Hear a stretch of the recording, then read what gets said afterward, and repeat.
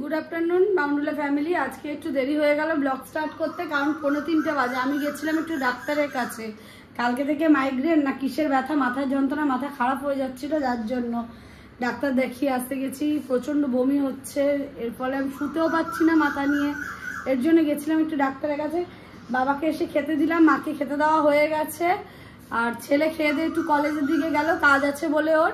এখন আমি তো স্নান টান করবো, চেঞ্জ করে নিয়েছি কিন্তু স্নান টান হয়নি, স্নান করবো, খাওয়া দাওয়া করবো, তারপরে একটু অনেকগুলো ওষুধ দিয়েছে রেস্ট নেবো, নিয়ে তারপরে আবার কন্টিনিউ করব। চলো এখনের মতন। ছেলে আজকে ফার্স্ট বাইরে থেকে একটা ফটোশ্যুট করতে গেছিলো, যেখানে ওকে বিরিয়ানি আর হাতে টাকা দিয়ে দিয়েছে।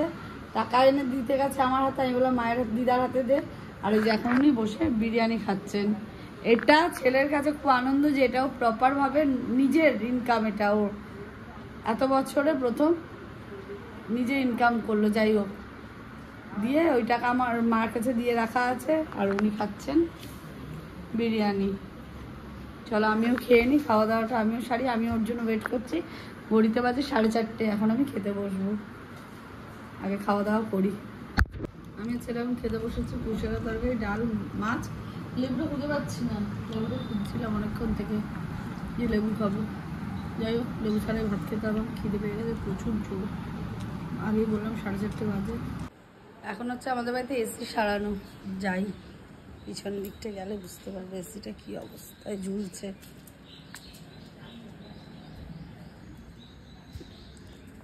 এখানে কি হচ্ছে?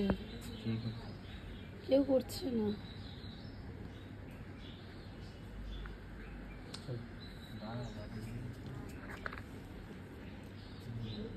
টেস্ট হচ্ছে এখানে কিসের।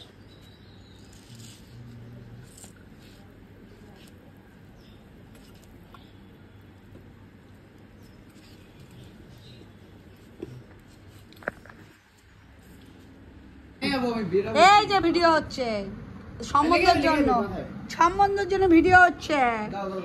দেখি ভেটু বেটু দেখি বেটু,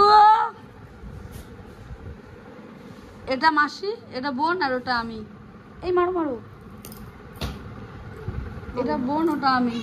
কারণ আমি একটু দুরন্ত, তাই ও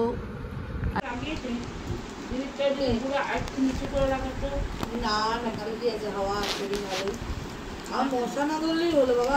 আমি যেখানে বলবো সেই জায়গায় মশা। মশা খায় না, তুমি দুজনা করবি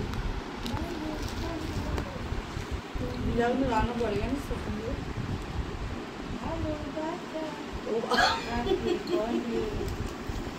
ভালোবাসা কাকে বলে?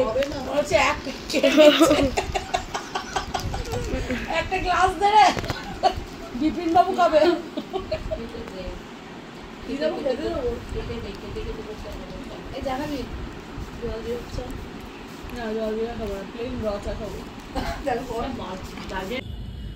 আমি আর আমার ছেলে চললাম ব্যারাকপুর, একটু ঘোরার নাম করেই ঘুরতেই যাচ্ছি। যাই হোক, খাবার দাবার আজকে আনাআনির ব্যাপার নেই। এই যে রাস্তার পরিস্থিতি, এখন বাজে 9:29। জ্যাম স্টার্ট ব্যারাকপুরের যাওয়ার আগে। এখানে চলতে থাকি জ্যাম নিয়ে। যদি কাটানোর জায়গা পাই তাহলে কেক কেটে বেরিয়ে যাবে সাইড দিয়ে। আমাদের ধোসা ইডলি নেওয়া হয়ে গেছে, আর এদিকে আমার ছেলের কীর্তন। যাই হোক, ওই জন্য আমরা এখন যাচ্ছি সোদপুরের দিকে।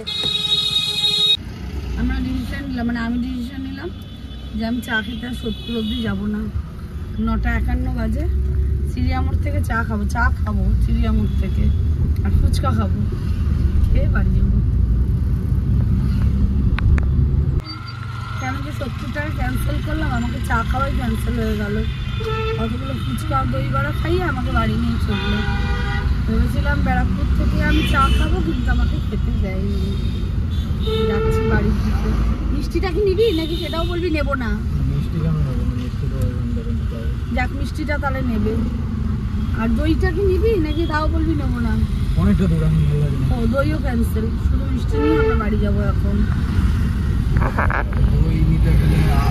যাই হোক, বহু কষ্টে বাবাই রাজি হয়েছে এখন ওই আতপুরে যাওয়ার জন্য, দই মিষ্টির জন্য।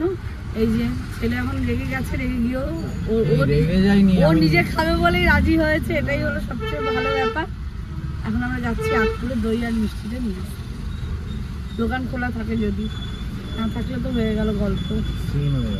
সিন মানে বড় সিন হয়, সামনে আরেকটা সিন যাচ্ছে বড় গাড়ি, এই রাস্তাতে জ্যাম শুরু হয়ে যাবে এখন। যাই হোক দেখি।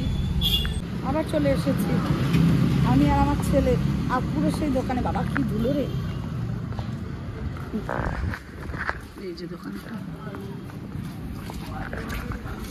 গোটা রসগোল্লা একসঙ্গে মুখে ঢুকিয়ে দিল। মিষ্টি মিষ্টি নেওয়া কমপ্লিট হয়ে গেছে, এর আবার মিষ্টি খাওয়াও কমপ্লিট হয়ে গেছে। দোকানে দাঁড়িয়ে তিনটে মিষ্টি খেলি না? না দুটো মিষ্টি খাওয়া হয়ে গেছে। ম্যাঙ্গো একটা পান্তুয়া। ওরে বাবা রে, আবার ম্যাঙ্গো পান্তুয়াও খাওয়া হয়ে গেছে। ম্যাঙ্গো আলাদা পান্তুয়া আলাদা। ম্যাঙ্গো পান্তুয়া বললে ভাববে কি আবার কোন মিষ্টি বেরালো। ঠিক আছে, এটা শর্ট ওয়ান ওয়ার্ড অ্যান্সারের মতো শর্ট ফর্ম দিচ্ছি। যাই হোক, এবার আমরা যাচ্ছি আবার বাড়ির দিকে, রাস্তাটা ফাঁকাই আছে। সমস্ত কিছু নিয়ে আমরা বাড়ি চলে এসেছি, খাবার দাবার আর বাবা মাকেও খেতে দেওয়া হয়ে গেছে। ছেলে গেছে ওপরে চেঞ্জ করতে, আমি এখন চেঞ্জ করব। আর এই পর্যন্ত যদি ব্লগটা ভালো লেগে থাকে তাহলে do like comment share and subscribe. আমার ঘরে এখন দেখছি আবার কুমিরও এসে গেছে একখানা, কত কিছু আর আসবে। যাই হোক, এই যে বিড়ালগুলো।